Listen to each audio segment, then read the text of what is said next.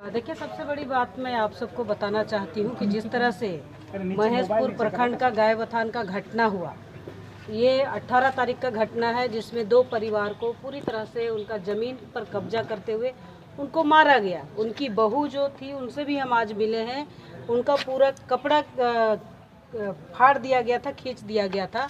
एक महिला का पूरा कपड़ा उतार दिया जाए तो एक तरह से उस महिला का बेइज्जत किया गया। एक तरफ उसका ज़मीन भी लूटा जा रहा है, दूसरी तरफ उनका कपड़ा फाड़ा जा रहा है। इसी विषय को लेकर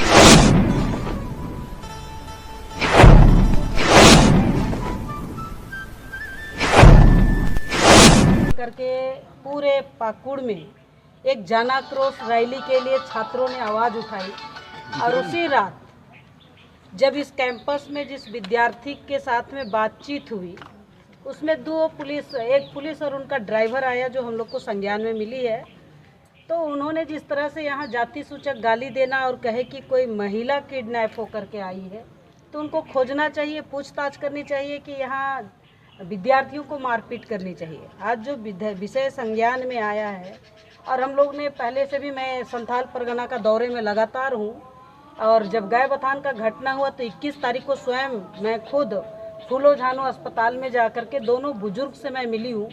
इतना उनको मारा पीटा गया था कि वो कराह रहे थे। जब बात यहाँ हॉस्टल की आती है तो यहाँ पूरा टोटल आदिवासी विद्यार्थी रहते हैं, अनुसूचित जनजाति के छात्र लोग रहते हैं, और सभी इंटरमीडिएट से लेकर के यूजी तक यानी कि ग्रेजुएशन तक का विद्यार्थी यहाँ रहते हैं।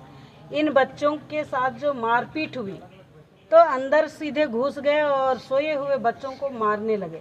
उनमें से एक बच्चा यहाँ है जिसको मार मिला है, डंडा से मारा है, आज भी उसका चिन्ह है उस बच्चे का। ऐसे करके इन्होंने जिस तरह से अगर देखेंगे तो कई लोगों को मारा है।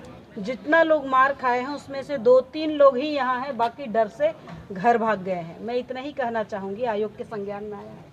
आज हम लोग ने कई रिपोर्ट लिए हैं, अभी प्रशासन के साथ बैठेंगे, आगे का जो रिपोर्ट होगा हम प्रशासन से बात करेंगे, और जो फलाफल होगा हम आपको बताएंगे। लेकिन ये बच्चे गुंडे नहीं है। आयोग के संज्ञान में आने के बाद आयोग ने स्वतः संज्ञान ली है, और पूरा टीम आज हम लोग आए हैं।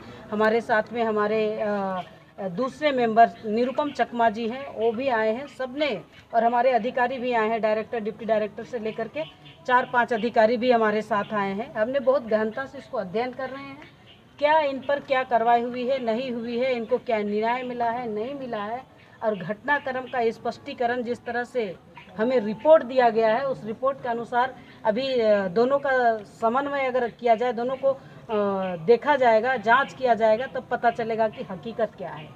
मैडम, इस लोग सुरक्षा को लेकर के डिमांड किया था सभी तरह के स्तर से, अभी तक इनको सुरक्षा नहीं दिया गया। क्या सुरक्षा के मामले में आप संज्ञान लेंगे इनका? सबसे बड़ी बात है सुरक्षा। तो एक बात है, आप हॉस्टल घुस के देख लीजिए, यहाँ तो जो जिला प्रशासन है, यहाँ मूलभूत सुविधा ही नहीं है, ना बेड है, ना लाइट है, ना पानी है, ना पंखा है, ना बाथरूम में पानी है, ना बाथरूम चलता है। 4 हॉस्टल है। हॉस्टल नंबर 1 में हॉल है, बाकी 2 नंबर हॉस्टल, 3 नंबर, और जहाँ हम खड़े हैं ये 4 नंबर हॉस्टल। 4 नंबर चारों हॉस्टल में अगर देखेंगे तो लगभग लमसम अगर हम विद्यार्थी बता सकते हैं तो 700 से ऊपर छात्र रहते हैं। तो इनके लिए अगर इतना संख्या में रहते हैं, बोरिंग किया हुआ है, सिर्फ 2 बोरिंग सही है जिससे पानी खींचना पड़ता है, वो भी नल में कहीं चढ़ता नहीं है। तो ये बड़ी बात है। सुरक्षा का तो बहुत दूर का बात है। जिसको पीने का पानी ना मिले, जिनको जलावन के लिए लकड़ी ना मिले, जिनके पास खाना पकाने के लिए कुक ना हो, सोने के लिए बेड बिस्तर ना हो, तो हॉस्टल का क्या ही स्थिति होगा। ये तो अभी हम जिला प्रशासन के साथ बैठेंगे तभी बात करेंगे। क्या ये बतौर आयोग आप किसको दोषी मानते हैं? देखिए ना, जो घटना हुई है बिना कारण हुई है, और ये गुंडे तो नहीं है छात्रावास में रहने वाला विद्यार्थी, सब इंटरमीडिएट और ग्रेजुएशन का बच्चा है।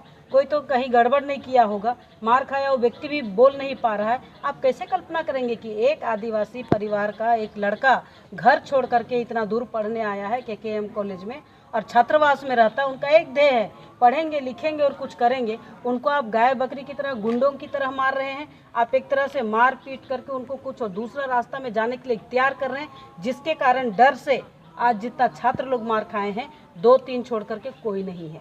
गाय बथान के मामले में मैम, क्या अभी तक क्या जमीन उन लोगों को मिल पाया है? मैं आपको स्पष्ट बताना चाहती हूँ, मैंने जाकर के देखा है गांव में। उस गांव में जो जमीन का स्थिति है वो पूरा आदिवासी समुदाय का जमीन है। पहले वहाँ मूल रूप से 7 परिवार का लोग थे जो मुस्लिम थे, लेकिन आज उस जगह पर जो बाहर से आए हैं, जिसको हम कहते हैं बांग्लादेशी घुसपैठी, 150 से ऊपर है। और 150 से ऊपर होते हुए जिस व्यक्ति ने जिसको मारा गया वो व्यक्ति बाहर काम करने जाते हैं बंगाल में। जब लौट के आए तो उनका ज़मीन में कंस्ट्रक्शन किया हुआ था, उन्हीं को उन्होंने हटाने के लिए अपना ताकत लगाए तो बुजुर्गों को भी मारा, 2-3 बुजुर्ग को, और उनकी जो बहू है उनका पूरा कपड़ा फाड़ा गया। तो ये उनको अभी तक न्याय नहीं हुआ। जब हम यहाँ पाकुड़ एसपी से बात किए 21 तारीख को, तब जाके इनका FIR लिया है। लेकिन उन्होंने कहे थे कि हम उनको व्यवस्था दे रहे हैं हॉस्पिटल, फूलो झानो हॉस्पिटल दुमका में लेकर के। मैं 22 को भी थी दुमका में, लेकिन 22 तारीख तक किसी तरह से जिला प्रशासन, पुलिस प्रशासन के माध्यम से कोई व्यवस्था उनका ट्रीटमेंट के लिए नहीं दिया गया। ना ही हमने और रिक्वेस्ट किए इस प्रमंडल के IG को कि आप उनको कम से कम घर पहुंचाने का व्यवस्था बनाइए। उन्होंने कहा ठीक मैडम, अभी तुरंत इसका लाइनअप करते हैं। लाइनअप अभी तक होते रहे, वो लोग अपने से उठ गए। तो ये कहीं ना कहीं क्वेश्चन मार्क होता है। जिस राज्य में आदिवासी समाज का संरक्षण के लिए लोग खड़े होते हैं, आदिवासियों की बात करते हैं, लेकिन आदिवासियों का ज़मीन को, रोटी बेटी और माटी को छीना जा रहा है, इसके लिए कौन खड़ा होगा। तो आयोग आई है, बहुत इसको बारीकी से अध्ययन करेंगे और हम राष्ट्रपति और गृह मंत्री और विशेषकर इस राज्य के चीफ सेक्रेटरी और DGP को यह रिपोर्ट हम लोग देंगे और आगामी कार्रवाई के लिए आदेश करेंगे।